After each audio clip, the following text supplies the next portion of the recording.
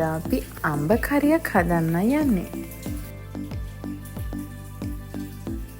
දැන් අපි හදලා බලමු. මේ කරපිංචා ලුණු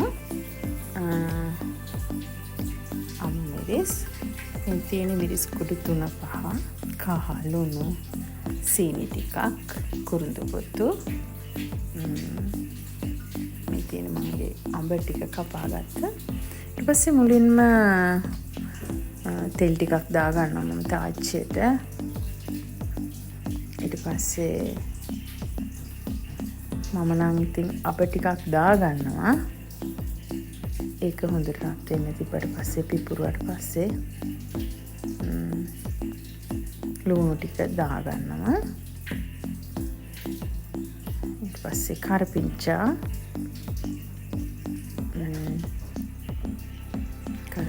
රම්පේ මට එතකොට තමයි ඒකේ සුවඳ එන්නේ. කරපිංචා රම්පේ ලුණු ඔක්කොම එකතු වෙනකොට පුදුම සුවඳක් අපිට එන්නේ. අපි මෙහෙම හොඳට රන්වන් පාට වෙනකන් චුට්ටක් තියාගන්න ඕනේ. දැන් අපි රන්වන් පාට වෙලා බලන්න.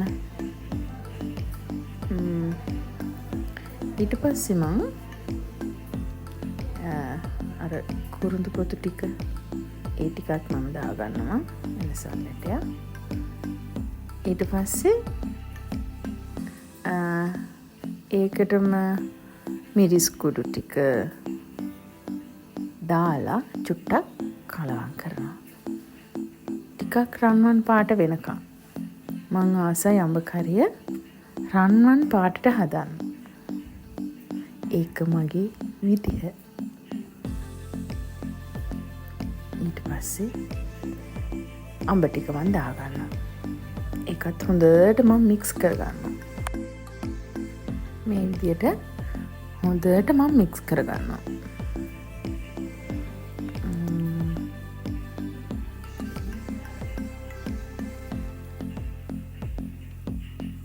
හොඳට කලවම් කරගන්න ඕනේ.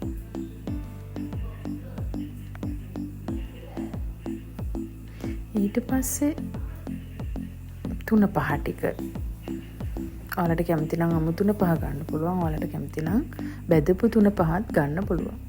ඊට පස්සේ ලුණු දා ගන්නවා. කහගුරු ටිකක් දා ගන්නවා. ඊට පස්සේ මේ විදිහට හොඳට කලවම් කරගන්නවා. මේ විදිහට හොඳට කලවම් කරගන්න ඕනේ.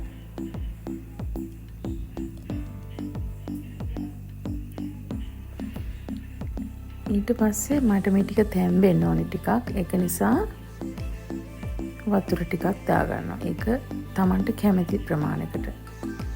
මම දාගත්තේ අඬු කෝප්ප 1/2 විතර. ඊට පස්සේ අපි මේක මෙහෙම වහලා ඒක තැම්බෙන්න අරිනවා.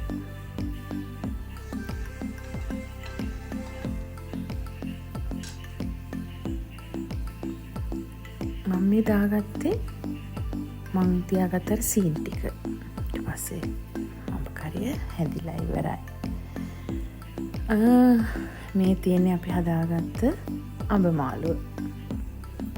ඔයාලා සීනි දානවා නම් තමන්ගේ රස පදමට දාගන්න.